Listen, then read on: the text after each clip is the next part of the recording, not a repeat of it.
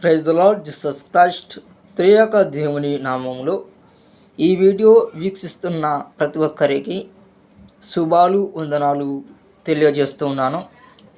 ఈరోజున క్రైస్తవ శిష్య జీవితం గురించి నటువంటి సంగతులను ఈ వీడియోలో మీతో పంచుకోవాలని ఈ విధంగా మీ ముందుకు రావడం జరిగింది. కాబట్టి ఈ వీడియోను ప్రతి ఒక్కరూ క్లిక్ చేయకుండా పూర్తిగా చూడండి. ఆధ్యాత్మికంగా బలపడి విశ్వాసంలో వృద్ధి చెందాలని ప్రేమపూర్వకమైన మనవి చేస్తున్నాను. ఇక వాక్య భాగంలోకి మనం వెళ్దాం. మొదటిగా ఒక వాక్యాన్ని మనం ఆధారం చేసుకొని ముందుకు వెళ్దాం.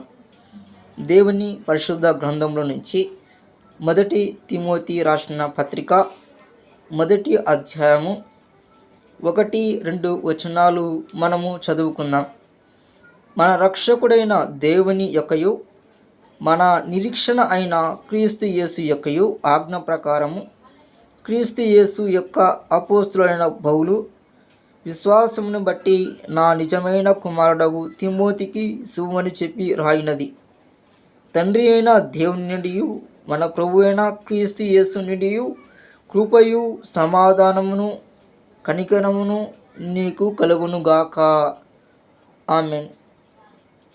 ఇది తిమోతికి రాసినటువంటి పత్రికగా ఈ వాక్యంలో మనం చూస్తూ ఉన్నాం.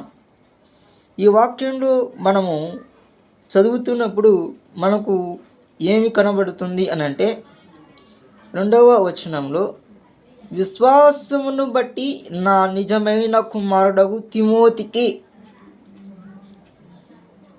తిమోతి పౌలు దృష్టిలో ఎలాంటి వాడు అనంటే నిజమైన కుమారుడు.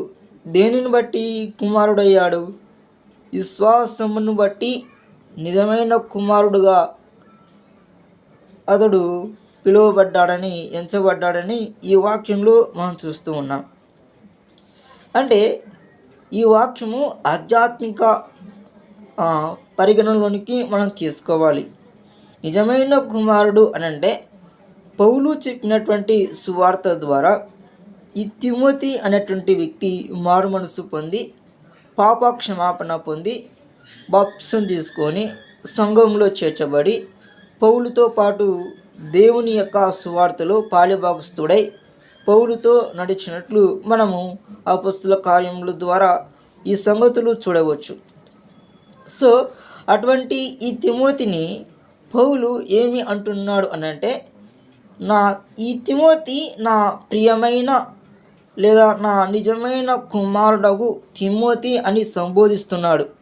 అంటే స్పిరిచువల్గా ఆత్మీయంగా సువార్త ద్వారా తిమోతిని కన్నాడు అన్నదానికి ఈ యొక్క మాటను పౌలు గారు ఎత్తి చూపిస్తూ ఉన్నాడు. నిజానికి ఇటువంటి మాట స్పెషల్గా కనబడుతుంది. అంటే పౌలు విషయంలోన స్పెషల్గా కనబడుతుంది. ఎందుకు స్పెషల్గా ఇటువంటి మాటలు సంబోధించాడు అని అంటే దీనికి కొన్ని కారణాలు ఉన్నాయి. వాటిని తెలుసుకోవాల్సినటువంటి అవసరత క్రైస్తవ విశ్వాసులకు, ముఖ్యంగా క్రీస్తు శిష్యువులుగా పిలువబడేవారు, క్రీస్తు శిష్యులుగా ఉండాలి అనుకునేవారు ఈ విషయాలను ఖచ్చితంగా తెలుసుకోవాలి. అలా తెలుసుకున్నప్పుడే మనము కూడా తిమోతిలా ఉండటానికి, తిమోతిలా జీవించటానికి, తిమోతిలా మంచి విశ్వాసం కలిగి ఉండటానికి, తిమోతి ఏ విధంగా తన యొక్క జీవిత యాత్రలో ప్రభు కొరకు ప్రయాసపడ్డాడు, అలాగే పౌలుతో పాటు ఏ విధంగా ఆ యొక్క సేవను కొనసాగించాడు, ఏ విధంగా సేవను ఎలా ఆయన వృద్ధి చేయగలుగుటకు ప్రయాసపడ్డాడు అనే విషయాలు మన జీవితంలోకి ఆస్వాదించుకున్నప్పుడు మన జీవితం కూడా తిమోతి వలె ప్రభావితము చేయబడుతుంది ప్రియులారా. అందుకే మనము తిమోతి గురించి చాలా విషయాలలో మనము తెలుసుకోవాల్సినటువంటి ఆవశ్యకత ఎంతో ఉందని ఇందు మూలంగా మీకు తెలియజేస్తూ ఉన్నాను. అయితే పౌలు గారు తిమోతి విషయమై ప్రత్యేకమైనటువంటి శైలిలోన ఒక ప్రత్యేకమైనటువంటి ఒక స్థానాన్ని కల్పిస్తూ ఉన్నాడు. ఏంటి ఆ స్థానం అని అంటే, నా నిజమైన కుమారుడగు తిమోతి అంటే స్పెషల్గా పౌలుతో పాటు ఎంతోమంది విశ్వాసులు అలాగే సహోదరులు సహోదరులు ఆయనకు పరిచయం చేసినట్లు, ఆయనతో పాటు పరిచయం చేసినట్లు, స్వార్థ పనిలో పాలుభాగస్తులైనట్లు మనం చూస్తాం. కానీ వారందరినీ సహోదరులుగా ఒక సాటి పరిచారకులుగా ఆయన పరిగణించేవాడు. అయితే తిమోతి విషయంలో మాత్రం స్పెషల్గా నా నిజమైన కుమారుడు తిమోతి అన్న మాట సంబోధించడంలో ఉన్న పరమార్థం ఏమిటి అనేది మనం తెలుసుకోవాలి ప్రియులారా. అందుకే దేవుని వాక్యము మనం చదువుతున్నప్పుడు, దేవుని వాక్యాన్ని పఠిస్తూ ఉన్నప్పుడు దేవుని యొక్క ఆత్మ అనగా పరిశుద్ధాత్మ దేవుడు అనేక సంగతులు తిమోతి జీవితంలో జరుగుతున్నటువంటి మలుపులు, తిమోతి జీవితంలో జరుగుతున్నటువంటి యొక్క సంఘటనలు, అతని యొక్క విశ్వాసం ఎంత గొప్పదో, అతని పరిచర్య ఎంత ప్రయాసతో కూడినదో, అతడు ఎటువంటి పరిస్థితులలో సేవ చేశాడు, ఎటువంటి పరిస్థితుల్లో ఉండి విశ్వాసాన్ని నిలబెట్టుకున్నాడు, కాపాడుకున్నాడు, పోరాడాడు అనేది మనకు అర్థమవుతుంది. అందుకే ఈరోజున తిమోతి గురించినటువంటి సంగతులు మనం తెలుసుకోవాలి.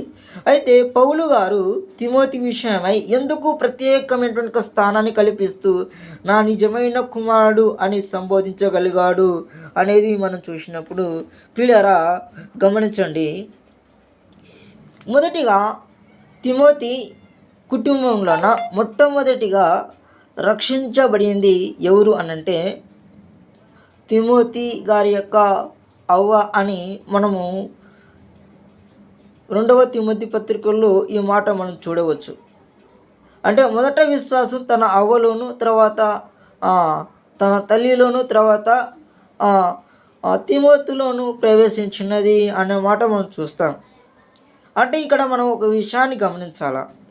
అదేంటంటే, ఒక కుటుంబంలో ఒక విశ్వాసి కలిగినటువంటి ఆ శిష్యుడు ఉన్నట్లయితే, యేసుక్రీస్తును నమ్ముకొని ప్రభు కొరకు శిష్యులుగా ఉంటూ, ప్రభు కొరకు విశ్వాసులుగా ఉంటూ జీవిస్తూ ఉన్న వారి కుటుంబాలలో వారి యొక్క విశ్వాసాన్ని బట్టి వారి కుటుంబంలో ఉన్నటువంటి వాళ్ళు కూడా విశ్వాసులుగా మారవచ్చు అన్నటువంటి ఒక మాటను మనము ఈ వాక్యంలో చూస్తున్నాం. అంటే విశ్వాసములో కుటుంబంలో ఒక్కరైనా ఉన్న చాలు, ఆ ఒక్క విశ్వాసము ఉన్నవారి జీవితాల్లో కూడా ప్రభావితం చేయబడుతుందంట. ఆ ఒక్క విశ్వాసము ఉన్నవారిలో కూడా వ్యాపిస్తుందంట. మనం ఈ మాట వింటున్నప్పుడు మనము ఏమి అర్థం చేసుకోవాలి? మన కుటుంబంలో మనమే రక్షించబడి ఉంటాం, మనమే విశ్వాసులుగా క్రీస్తు శిష్యులుగా ఉంటాం. అయితే మన విశ్వాసము మన తల్లిలోన, మన అక్కలోన, మన చెల్లిలోన, లేకపోతే మన తండ్రిలోన, లేకపోతే మన తోబుట్టువులలోన, లేకపోతే మన బంధువుల్లోన, మన స్నేహితుల్లోన వ్యాపిస్తుందా అనేది ఒకసారి ప్రతి విశ్వాసి, ప్రతి కుటుంబ సభ్యులు ఆత్మవిమర్శన చేసుకోవాలి, ఆత్మ పరిశీలన చేసుకోవాలి. అలా చేసుకున్నప్పుడే మన విశ్వాసం అంటే ఏంటో తేలిపోతుంది. అలా మనం పరిశీలించుకున్నప్పుడే మన విశ్వాసంలోన సవరణ చేసుకోవచ్చు. మన విశ్వాస విషయంలో ఈ విధంగా ఉండాలి కదా, ఈ విధంగా ఉంటేనే కదా నా విశ్వాసం ఇతరులు కూడా వ్యాప్తి చెందుతుంది. తిమోతి ఈ విషయంలో ఎలా జరిగిందో నా విషయంలో కూడా అలా జరగాలి అని అంటే, నేను కూడా తిమోతి ఎలాగున జీవించిందో అలాగున నేను కూడా జీవించినట్లయితే నా విశ్వాసము నా స్నేహితులలో, నా బంధువులలో, మా ఇంటి వారిలో కూడా వ్యాపిస్తుంది అన్న యొక్క విశ్వాసము, అన్న యొక్క నిశ్చయత ప్రతి ఒక్కరిలో ఉన్నట్లయితే ఈరోజున ప్రతి క్రైస్తవ కుటుంబాలలో అందరూ దేవుని బిడ్డలుగా, అందరూ క్రీస్తు శిష్యులుగా పరిగణించబడి దేవుని కొరకు జీవించేవారుగా, దేవుని సాక్ష్యం కలిగి దేవుని కొరకు ప్రయాసపడేవారుగా ఉంటారని ఈ వాక్యంలో మనం చూస్తూ ఉన్నాం. కాబట్టి ప్రియమైన దినబెడ్లారా, మనం మొదటిగా గమనించాలి ఏంటి అని అంటే, మన విశ్వాసము ఇతరుల జీవితాల్లో వ్యాప్తి చెందాలి. వ్యాప్తి చెందేలా మన విశ్వాసం ఉండాలి. ఈరోజున ఈ వాక్యం వింటున్నటువంటి నీవు నేను మన విశ్వాసము మన ఇంటి వారి జీవితాలలో వ్యాప్తి చెందుతుందా? మన ఇంటి వారి జీవితాల్లో ప్రభావితం చేయబడుతుందా? ఒకసారి ఆలోచన చేయాలి. అలా ఆలోచించినప్పుడే మన విశ్వాసం అంటే ఏంటో మనకు అర్థమవుతుంది. అలా ఆలోచించకపోవడం వలనే ఈ రోజున క్రైస్తవ కుటుంబాలలో వివాదాలు చోటు చేసుకుంటున్నాయి. క్రైస్తవ కుటుంబాలలో అలజడులు రేగుతున్నాయి. అలాగే క్రైస్తవ కుటుంబాలలో శాంతి సమాధానం కూడా ఉండలేకపోతుంది.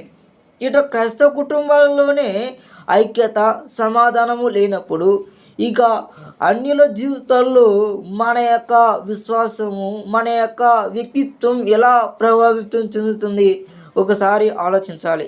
కాబట్టి మొదటిగా మన కుటుంబంలో ఉన్నటువంటి వ్యక్తుల యొక్క మార్పు కొరకై మన విశ్వాసం పగడ్బందీగా మన విశ్వాసము ఎలా ఉంది అనేది పరీక్షించుకొని ఆ విశ్వాసాన్ని ఏ విధంగా ఇతరులకు ప్రభావితం చేయాలి, ఏ విధంగా ఇతరులను ఆకర్షింప చేయాలి అన్న కోణంలోన మనము ఆలోచన చేస్తూ ఆ విశ్వాసాన్ని బహు జాగ్రత్తతో బహు శ్రద్ధతో కొనసాగించినప్పుడే అప్పుడు మన విశ్వాసాన్ని బట్టి కొందరైనా ప్రభు తట్టుకు తిప్పుకోవచ్చు. అలాగే కుటుంబ సభ్యుల్లో ఉన్న వాళ్ళందరినీ కూడా సైతము దేవుని యొద్దకు నడిపించవచ్చు అని ఈ వాక్యం ద్వారా మనము హెచ్చరించబడుతున్నాం.